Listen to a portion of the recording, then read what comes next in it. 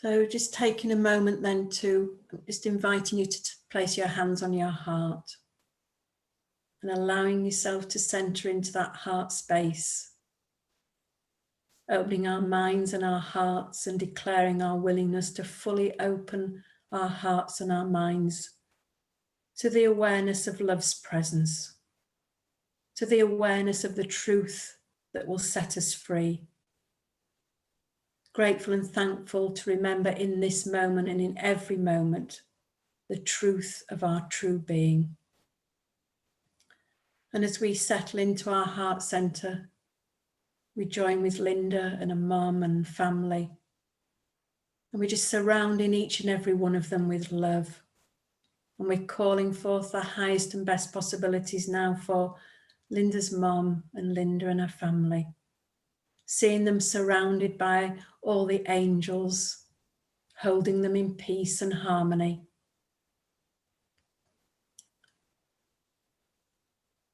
Allowing now for ease and grace to unfold in however it looks. And we're also calling for ease and grace as we join together for this call, grateful and thankful to join together in the name and the nature of love. And as we allow our hearts and our minds to open, we allow our hearts and our minds to heal with this beautiful, divine, spiritual conversation. Grateful and thankful to share the benefits of this healing with everyone, knowing that we are one and we are truly blessed. In grace and gratitude we allow, we let it be, and so it is. Amen, amen, amen. So thank you everyone for joining. So just to remind you that we are reading today, it's chapter 19, the first section, Healing and Faith. So would anyone like to begin?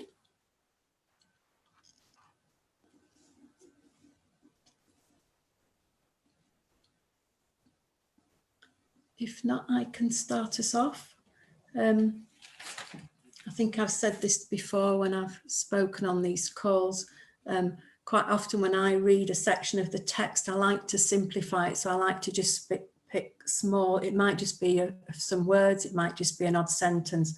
And I tend to focus on that. Otherwise, for me, often when I read the text, it can be a bit overwhelming. And so just to talk about, first of all, some of the main things that I've taken, and just to also say, I only actually began to read this when I got Linda's message today. It was my first opportunity to read it, and as often the way for me, I read it very last minute. So for me, it's just another reminder that between when we choose faith or faithlessness, when we choose faith, we're choosing spirit, we're choosing love. When we choose faithlessness, we're choosing, or for me, I'm choosing ego, separation, I'm choosing the illusion. So that really helps me as another way to just reinforce when I'm making those choices in each and every moment. You know, I've got that choice to choose. So going first of all to, so it's the beginning of 9, paragraph 9. You have faith. To have faith is to heal, and I find that really powerful. That every time I have faith, that I have that faith in the ability to heal. It's that sign that you've accepted the atonement for yourself and would therefore share it. By faith, you offer the gift of freedom from the past, which you receive. You do not use anything your brother has done before to condemn him now. You freely choose to overlook his errors, looking past all barriers between yourself and him and seeing them as one. And in that one, you see your faith is fully justified. There is no justification for faithlessness. So in other words, no justification for choosing the illusion, but faith is always justified. I can see within this paragraph, for instance, if I just take the relationship with my husband, so when I'm choosing faithlessness, choosing the ego, I can see how I how much I can make my husband wrong. And it's either by what he's not doing, what he's doing, what he's not saying, what he's not saying. So that was one of the first parts that spoke to me. So I'll leave it open to if anyone wants to jump in.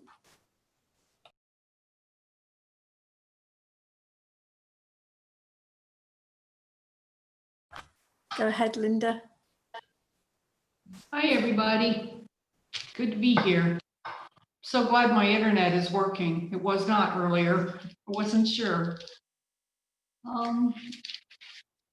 There's just so many beautiful nuggets to this read. I don't know if I have one comprehensive idea about it. I love the way that was phrased, another way of saying love over fear, ego over Holy Spirit, just another, well, maybe if you can't hear it this way, we'll put it out this way, Jesus says. So, paragraph 4, the first sentences here, well, almost the whole paragraph. Do not overlook our earlier statement that faithlessness leads straight to illusions. For faithlessness is the perception of a brother as a body, and the body cannot be used for purposes of union. If then you see your brother as a body, you have established a condition in which uniting with him becomes impossible. Your faithlessness to him has separated you from him and kept you both apart from being healed. Your faithlessness has thus opposed the Holy Spirit's purpose and brought illusions centered on the body to stand between you. I can't hear it enough. I cannot hear, which really harkens to the same, the earlier comment with Penelope, same thing, And in paragraph 5, sentence 8, truth is the absence of illusion. Illusion, the absence of truth. Both cannot be together nor perceived in the same place. To dedicate yourself to both is to set up a goal forever impossible to attain, for part of it is sought through the body, thought of as a means for seeking out reality through attack. The other part would heal, and therefore calls upon the mind and not the body. So, correction again is always in my mind. It's never, ever, ever going to be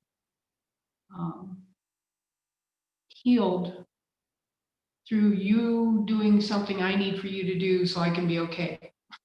Because there is no you and there is no me, and nobody did nothing. And I forgive you for what you did not do. I have to keep.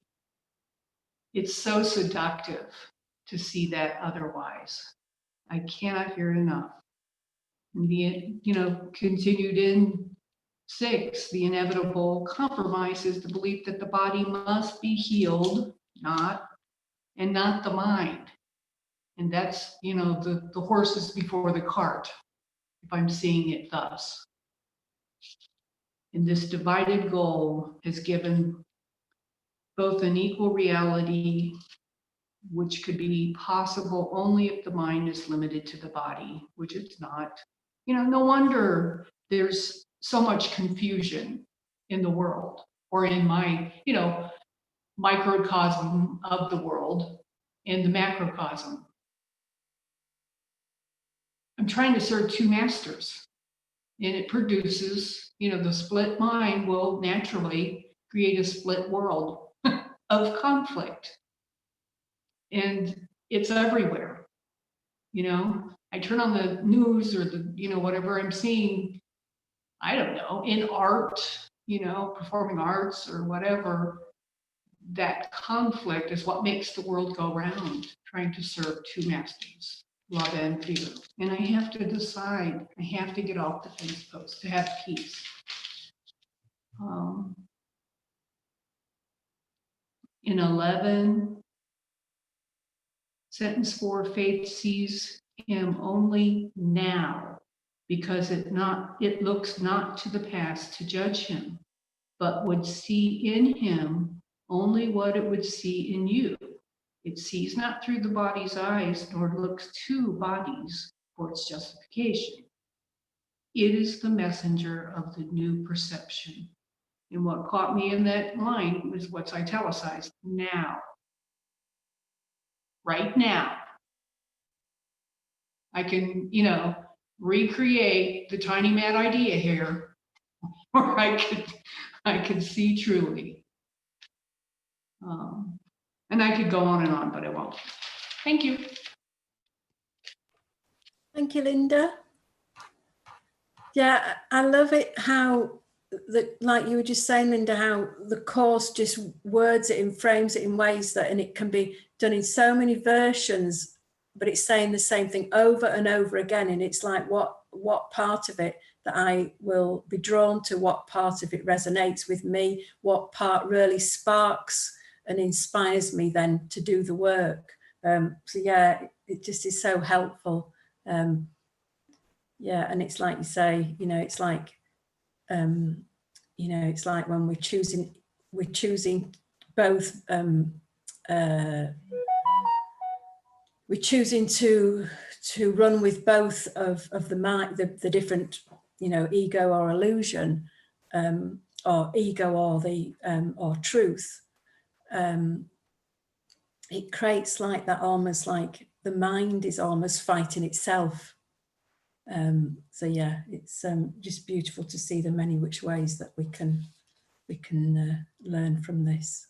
Anyone else like to say anything? Go ahead, Franca. Hello, everyone, and thank you, Penelope. Thank you, Linda. I was drawn to paragraph 2 at the beginning. Every situation properly perceived becomes an opportunity to heal the Son of God. And he is healed because you offered faith to him, giving him to the Holy Spirit and releasing him from every demand your ego would make of him.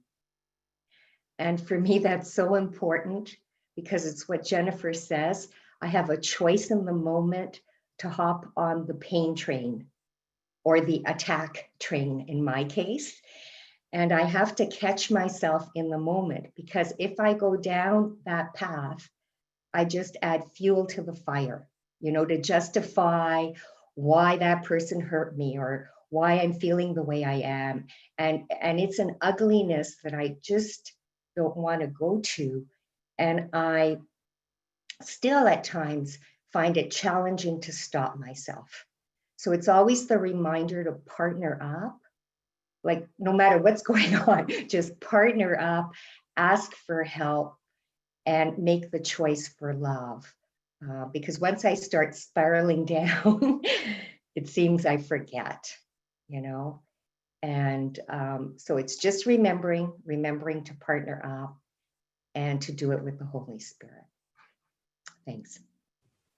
Yeah, Franca, thank you. And I highlighted that section as well because the first line also, it was reminding me of every situation properly perceived becomes an opportunity to heal the Son of God. So it reminds me that wording, there's a healing opportunity encoded in everything. In everything, there's a healing opportunity.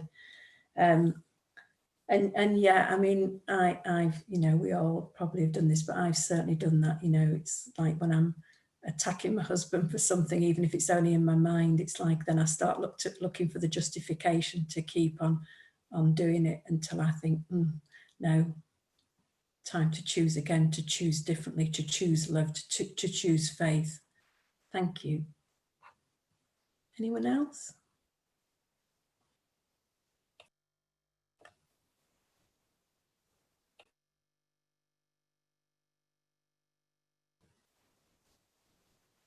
I think, Carla, did you just raise your hand? Yeah. Yeah. Okay. And then Nancy Gale, I think, raised a hand next. So Nancy after Carla. Thank you. So this is huge about faith, and it talks about faithlessness and faithfulness over and over. And I didn't count them all, but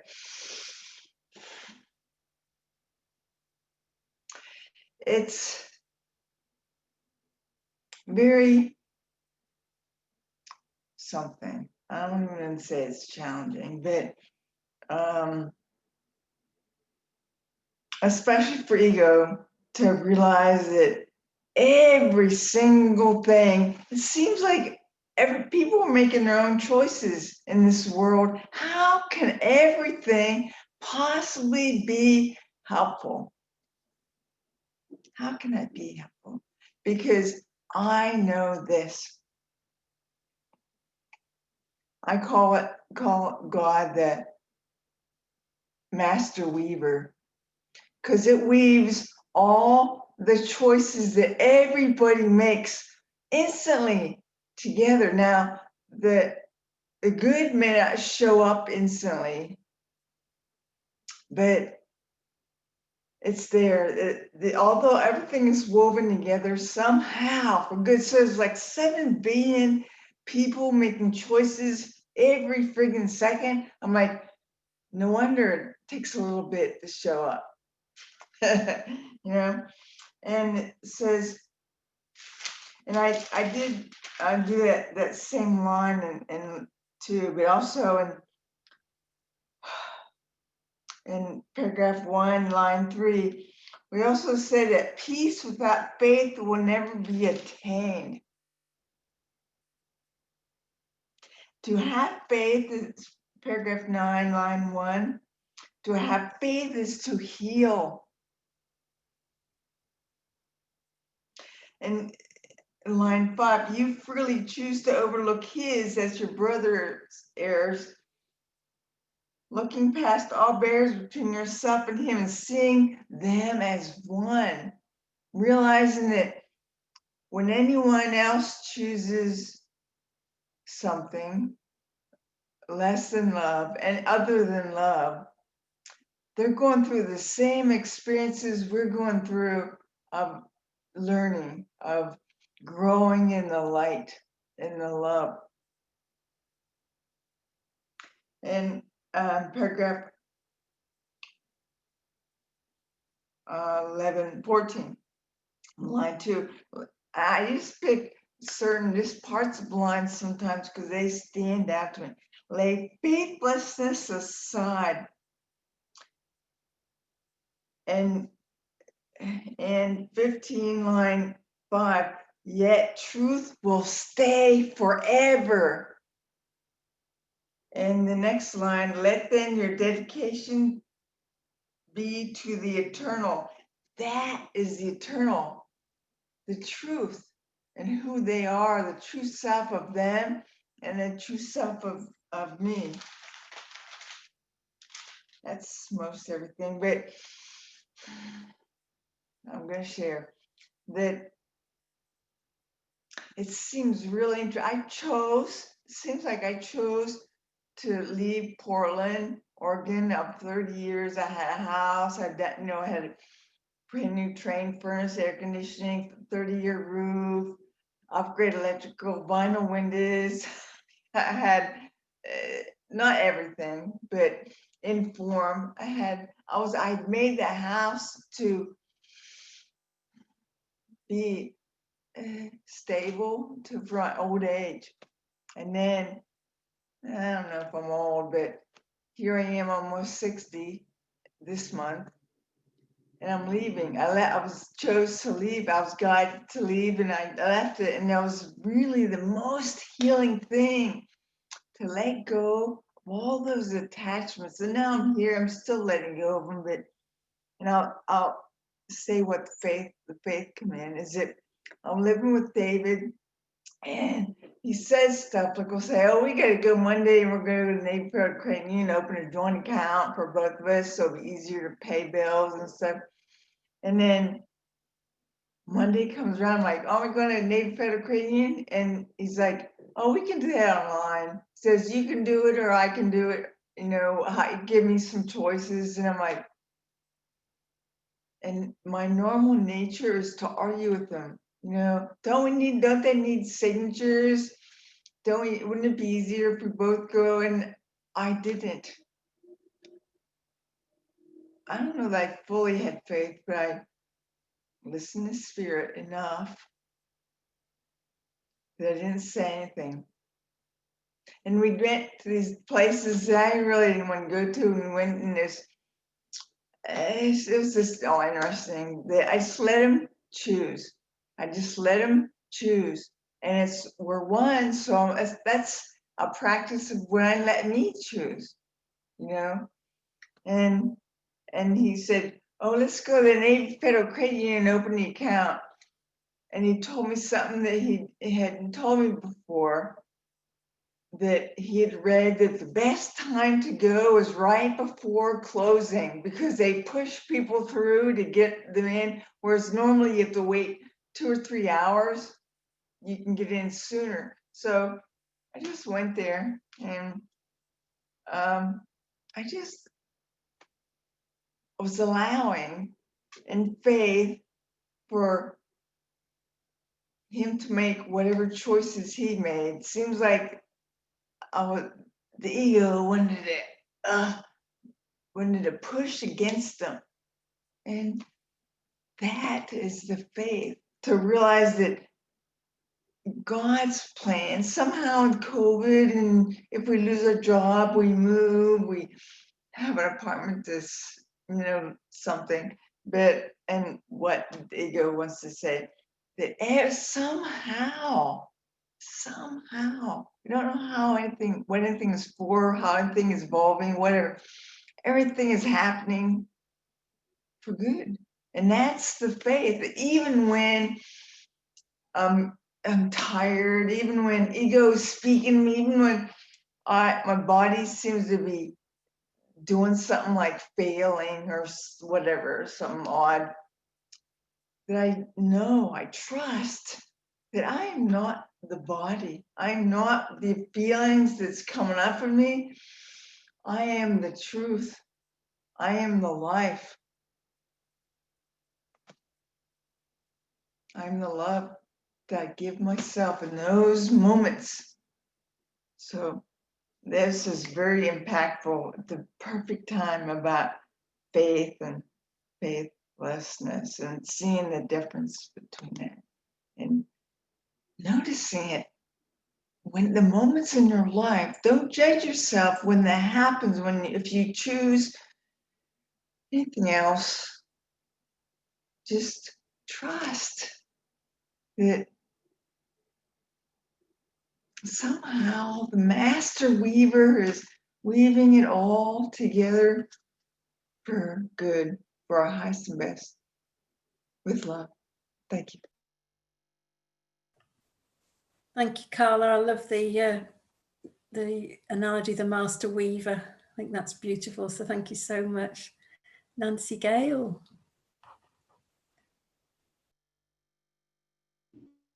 I hope you can hear me, Mom. He's out mowing right in front of my building here. The thing that stuck out is chapter 11 or section 11. Faith is the gift of God through him whom God has given you. And it's like in one of the lessons it talks about the Holy Spirit is a gift of God. He gave us, when we decided to leave heaven, to leave home, he gave us, it's like free will. It's like he created us. And then this is how I see, I'm a visual person. This is how I see things. It's like God created us.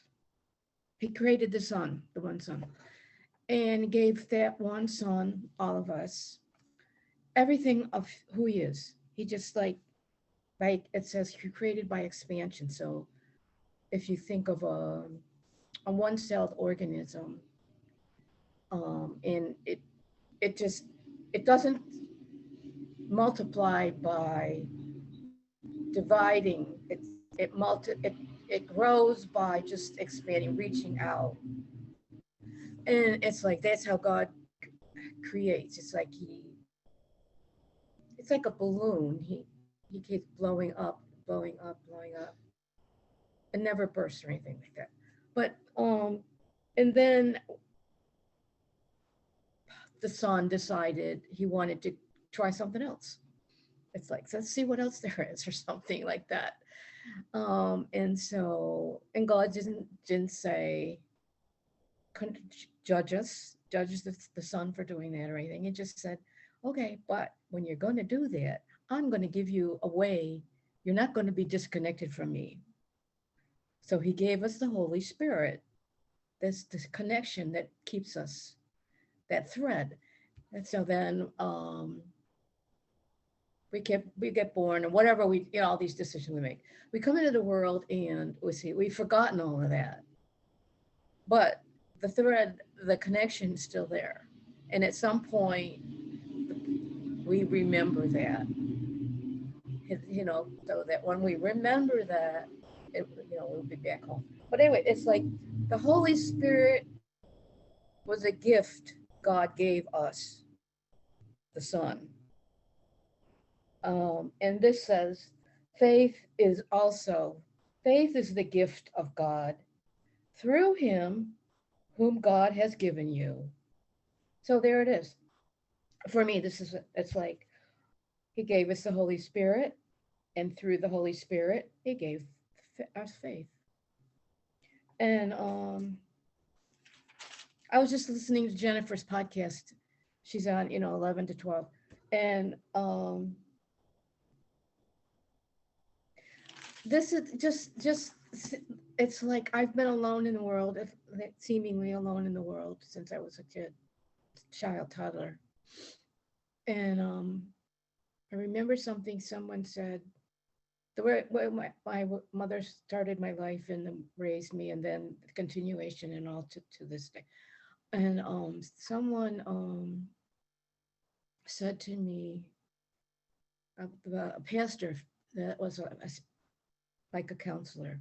And one day he told me, he said, it's like you have been totally tactile touch deprivation, almost total.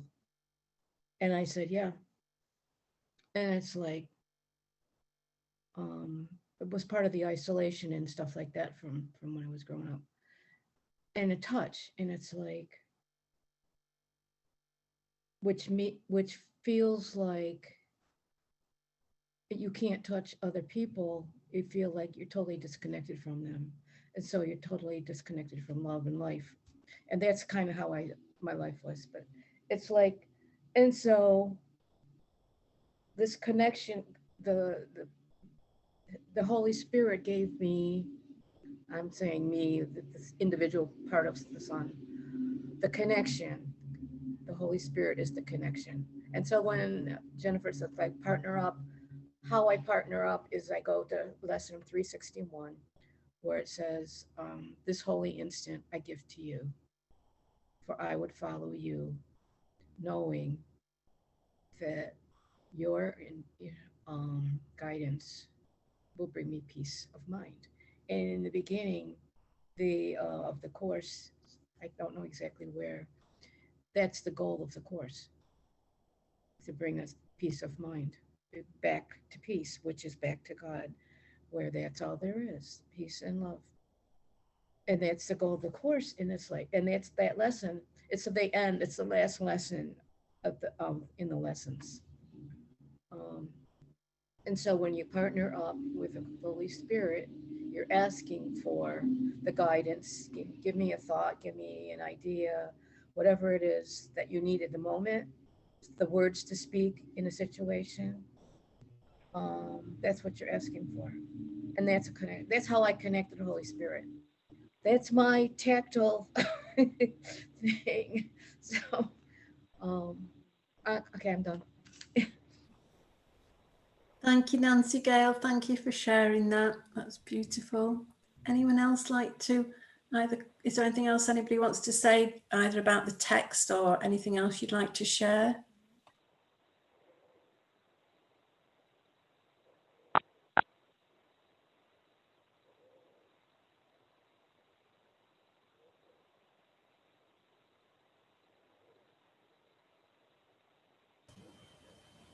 Well, Penelope?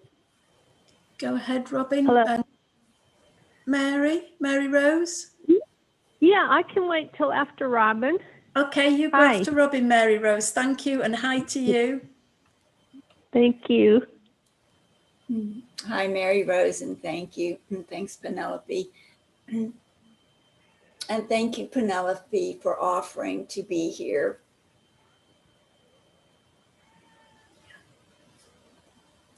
So I just briefly, Penelope, when you spoke those words, that was the biggest thing I received somewhere. I love the way I can say somewhere in the Course in Miracles, but I don't know where these things are. But I remember reading the book said, or the words said, this message is going to be redundant, and there will be a lot of repetition because you need it.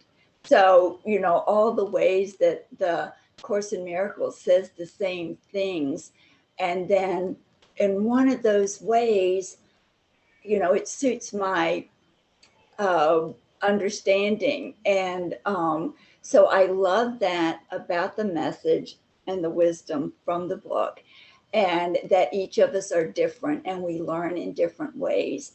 And intellectually or through words, there are so many different ways for the same message to come to us, that we each can find our way. And so it seems so obvious. The biggest thing I got was faith and trust are those ideas that seem abstract. And I mean, they seem very easy to understand, but for me, there is that ethereal or just abstract ideas that aren't grounding, or I can't grasp, or not that I want to be grasping, I want to understand. So today, in reading this, the fact that that simple idea, Penelope, that you shared at the beginning, is that when you choose love, or when you choose love, you choose faith.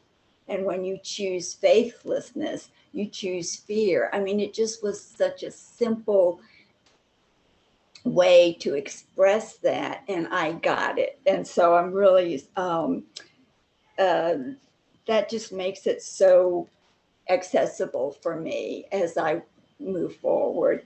And the other thing, there's so many good quotes on chapter 14 and sentence 5. It says, no error interferes with its calm sight, which brings the miracle of healing with ease to all of them. And calm sight just popped out for me. And then the ease that we can see through that calmness, in that different way of seeing differently, bringing up that calm and quiet way, which I always love to talk about. So thank you. Thank you, Robyn. I always love it that in each part of the text, often you come back to this place of calmness. And it's so beautiful, because as you speak the words, the way that you express and you speak the words, I actually feel that sense of calmness and gentleness oozing from you. So thank you for that. Thank you. Mary Rose, would you like to go ahead? Oh, yes. Can you hear me okay? Yes, I hear you. Oh, Thank right. you. Oh, great. Great. Okay. Well, hello again, Penelope. Thank you for being our facilitator today. You're very welcome, Mary Rose, and it's good to hear your voice. Oh, thank you, and same to you. Yeah, a couple of things that have stood out for me. I wished I would have been next to a paper when Carla said her phrase about something about a masterful weaving, something about us being in a masterful weaving. A master weaver, yeah. Yeah, that had that soothing quality. And then I was really glad Nancy Gale brought up the lesson on 361. I used to on and off have gone back to that for comfort. And I was just really glad. It's like hearing it, we hear and we learn these things, and then we forget them. I think you and Robyn were just talking about, that we need all this repetition. Robyn may have brought it up that it's, we need the repetition. So we learn them, we use them a while, and then they may go out of consciousness. So it felt really good today to hear back again about this holy instant. What I give to you, be you in charge, that I may follow you. Search in your direction always brings me peace. And as you were describing a minute ago, Penelope, feeling into the comfort of that feels good. And something else I want to bring in with it, I'm working a lot with the forgiveness letter format, and just in my current readings, I'm going back into readings again. Some of this stuff is stuff I've learned in the past and forgot, and then I think they add new pieces of knowledge to things at times, but other times it's wonderful reviews, and reviewing things in relationships like boundaries and unlearning codependency. And the grief process came up in my readings, and I thought, wow, I feel so fortunate to be working with the forgiveness letter format, because it feels like such a constructive way to help move through the grief process. And as our egos get attached to things, the literature I was reading was talking about we need the grief process, to help us let go of the things, the disappointments and the losses, so we can move forward in a connection with God and with love to get out of that stuck place. And so I'm feeling gratitude for the way Jennifer constructed the forgiveness letter, starting out with feeling our feelings and then moving into acceptance, and then, moving into heart's desire, that process for healing these ego attachments. So that's what I wanted to share today. Thank you. Thank you, Mary Rose. And I just love it that you're finding the forgiveness letters so helpful, because you know me, it's my go-to tool. So I always like it when there's a shout out for the forgiveness letters. And I love the way you walked us through how it all works. So thank you. Thank you, Penelope. You're so welcome. Thank you. And anybody else like to comment on the text, or anything else you would like to speak about? Feel free. This is Nancy. Go ahead. Yeah, of course. Thank you, Mary Rose. Thank you very much. I'm always having a trouble with the forgiveness letters. But thank you. The way you explained it and how you use it was beautiful. Thank you.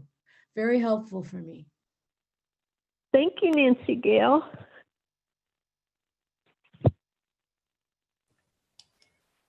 Anyone else like to jump in?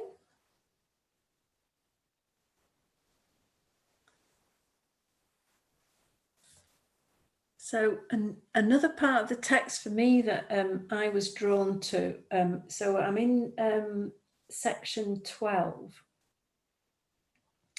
And it starts at line 5. Your holy relationship with its new purpose offers you faith to give unto your brother.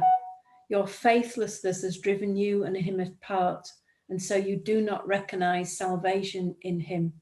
Yet faith unites you in the holiness you see, not through the body's eyes, but in the sight of him who joined you and in him in whom you are united. It just reminds me that I think it's probably some months ago, I was probably sharing on this call that towards the end of last year, and certainly as we went into the lockdown in the UK, my husband was talking about suicide, talking about ending his life. And it kind of come about as a result of, I wasn't happy in the marriage. There was many things that I was very unhappy about. And so I began to obviously open up and share much more about how I was feeling. But that also resulted in my husband's response was a lot of fear and this talk of wanting to end his life. And although I had previously handed the relationship over as a hope, and asked for it to be transformed into a holy relationship, it certainly inspired me to do that even more when we were going through these very challenging times. And it's quite remarkable how things shift and change when we're willing to hand over to Spirit and just let Spirit do all the heavy lifting. Because if anybody's familiar with the trans channeler Tina Spalding, she's been doing recently, I think we're up at about day 27, 28, something like that. She's doing 40 days and nights of free channeling on YouTube, so it's accessible to everyone. And so in one of the mastery circles that I joined, one or two of the group were listening to Tina, and so I was listening along with everyone else. And I think it was quite early into these channelings, possibly around day 3, I don't remember exactly, but my husband was struggling with something, and I'd been listening to Tina's channeling. And so I just suggested to my husband that he might like to listen to this channel and he might find it helpful.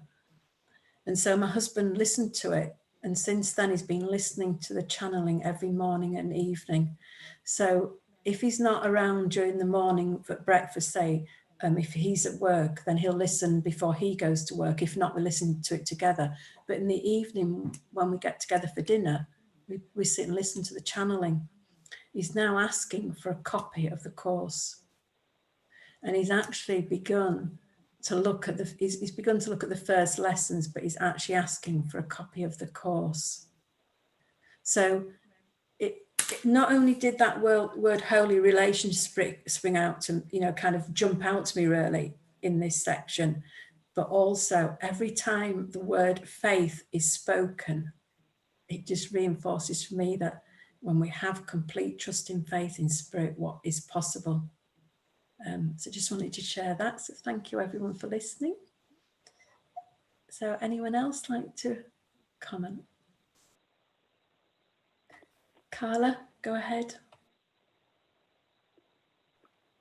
Okay, this is about faith, but it's not talked about in this course. The other things that I want to speak about, it's kind of been indicated, we read, and that's it. This world that has been talked about, this world is an illusion, and it seems so real, it seems so real.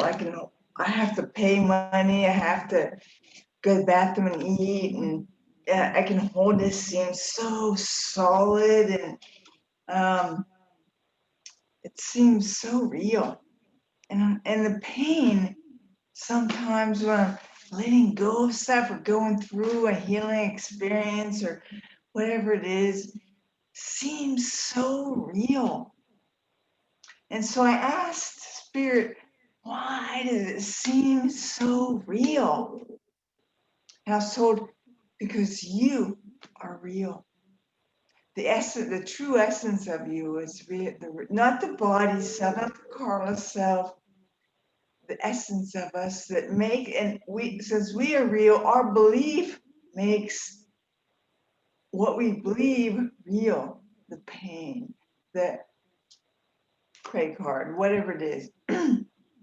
Yet, I don't know how to explain this, so I'm gonna ask Spirit. Yet, I know the reality of me is using this world, all these experiences to maybe to learn and grow, but really to remember the truth that is true always.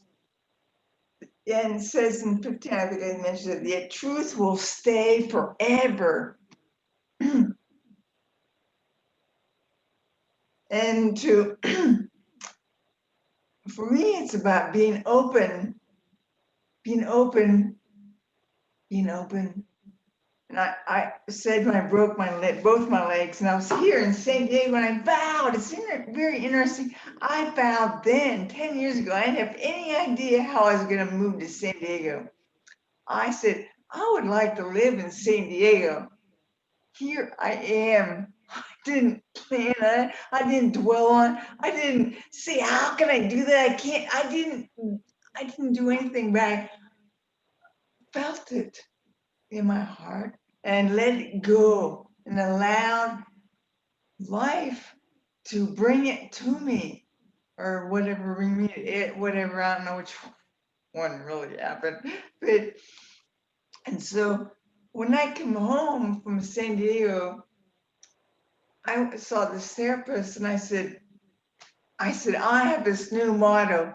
I am open and willing. And I wasn't very freaking open and willing, but I was willing to be open and willing. And I said it over and over again, even though it didn't even appear true at the time. And that's my experience here now, and that's the faith.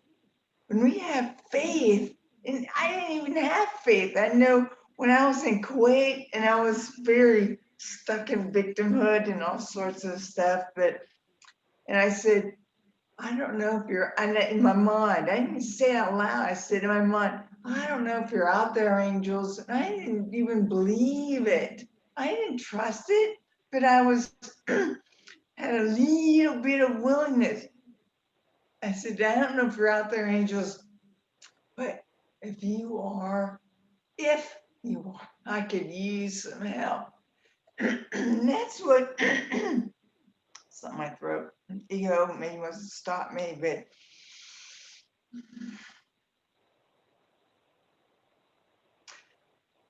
so I'm growing in faith, willingness to have faith, because I'm sure I've shared this, and probably hear the same stuff over and over again, like the course. No, I've become a great student, but I was told your healing is only limited by your willingness. So grow your willingness until you are fully healed. So I'm here now in San Diego, and constantly I feel the angst, the upset, the judgment, the opportunities to choose it. Ego, the mind, thoughts of I think the world thought system, really. It's not just ours. A lot of people out there, is what, 7 billion, 7.5 billion, more than that now, probably, in the world. And there's, how many are course students? I don't know. And how many are true students? I mean, it doesn't mean they have to do the course, but so when stuff comes up in me, it's not just mine, because all thought is shared. We're one. We pray about it all the time, but to realize it in each experience and the feelings that we seem to be feeling that other people don't seem to be feeling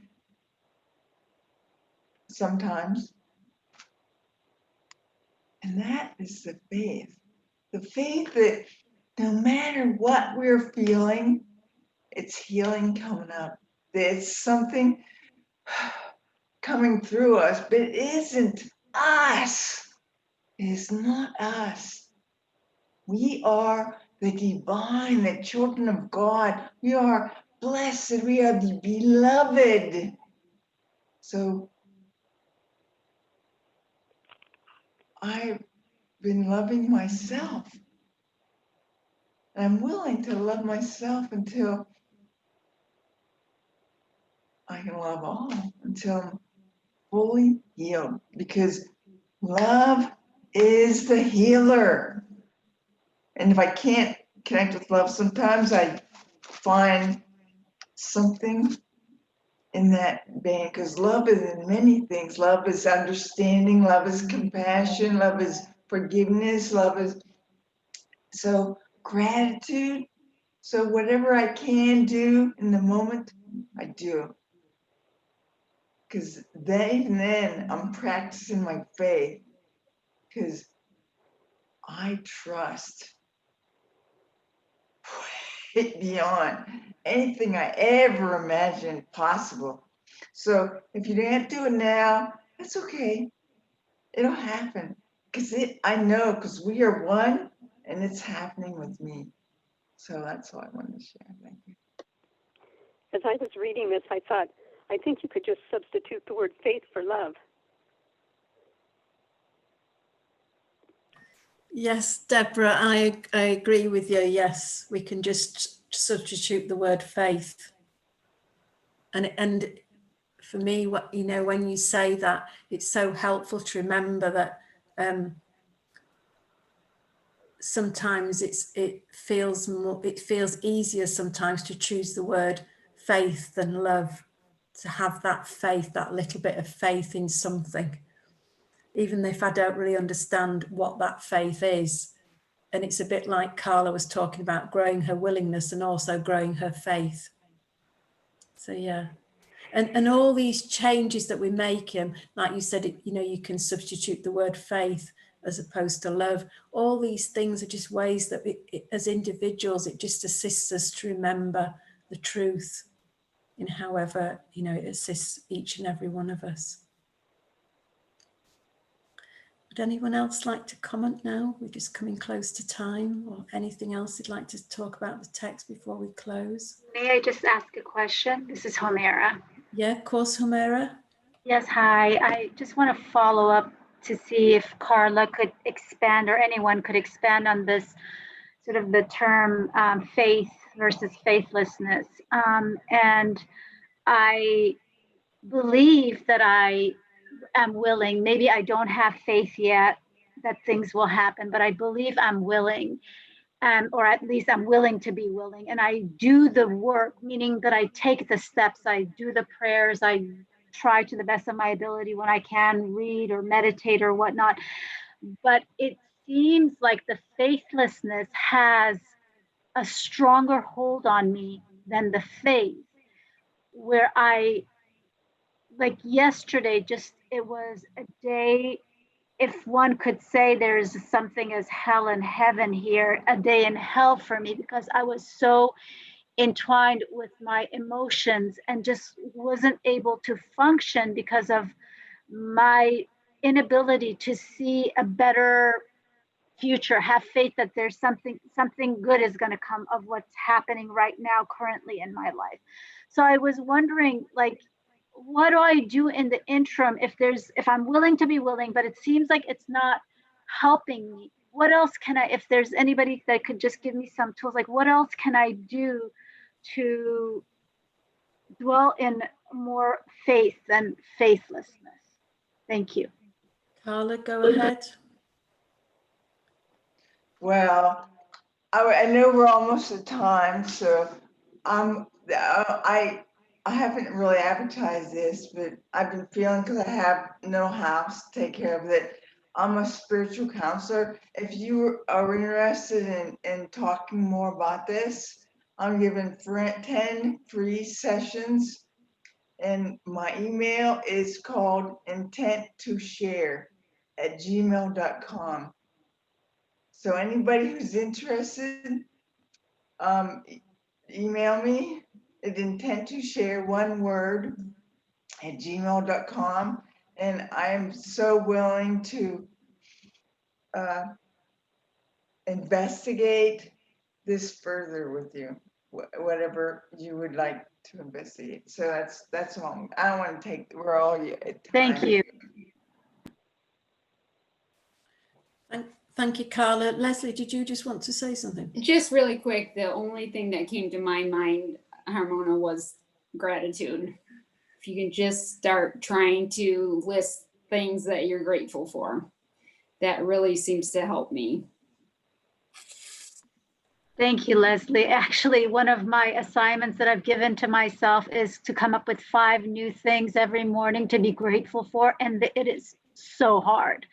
I feel like I'm repeating the same thing every time, even though I'm looking for new things. But I agree with you. That's a muscle I need to build. Thank you. Thank you, Lesley. Humera, yeah, just to also just say that, you know, it's okay if you are finding that you're repeating the same things, that is perfectly okay. And I'm sure that as time, you know, as each day, as you work through that practice, you will find more things that you can add. And the course does that. So what you're just doing you've been a great student of the course.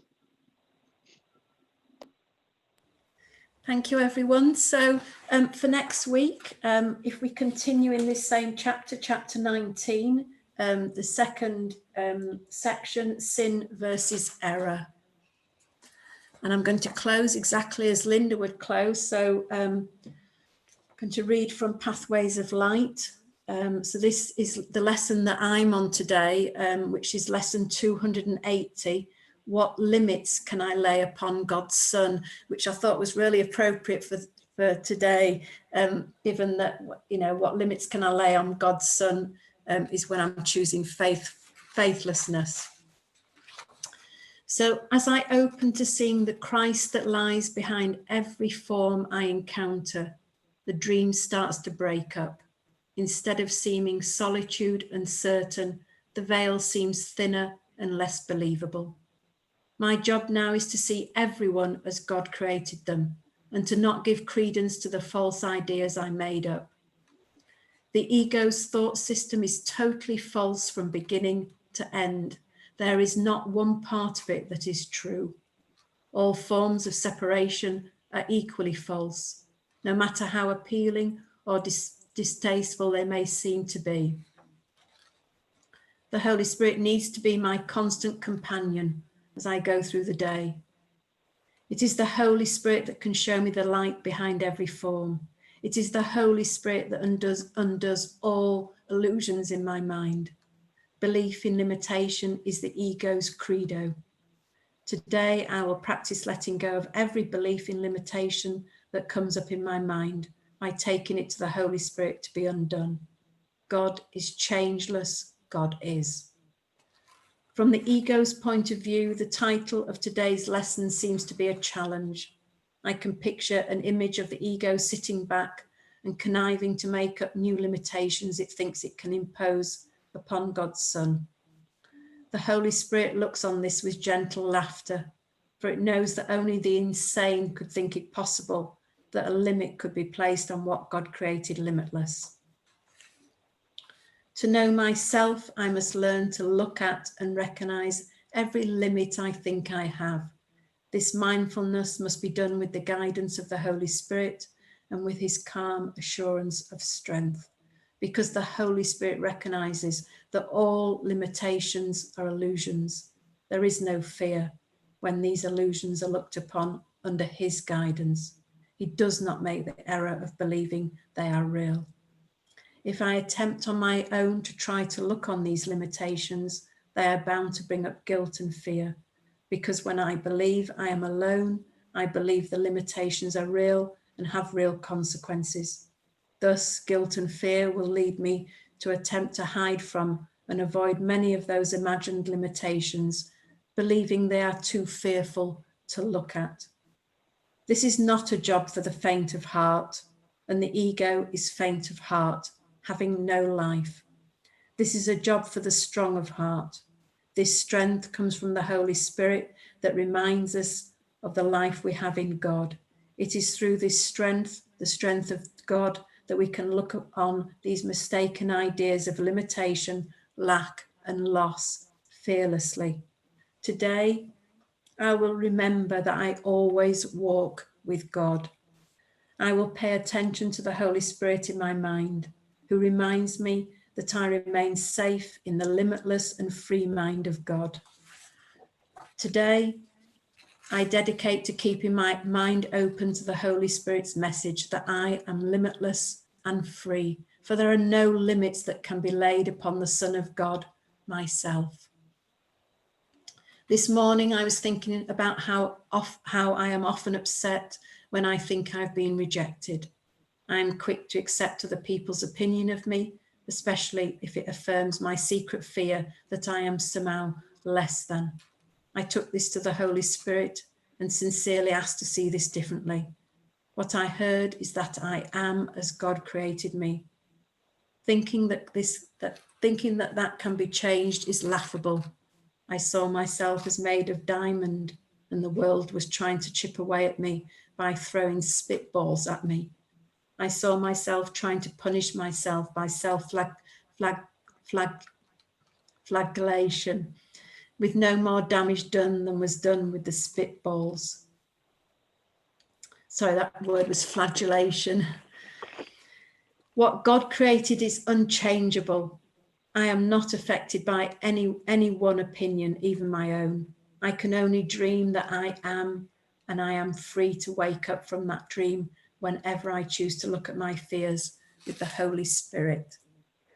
So I just think that is just such a beautiful reminder that it's to choose spirit, to choose faith, to choose love, to choose the one mind.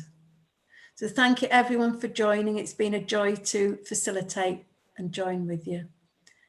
So just love and blessings to everyone, and continuing then to extend love to Linda and her family. Love you all. Thank you. You're welcome. Thank you, Penelope. everyone. Thank you, everybody. Bye. Thank you so much, everyone. Bye.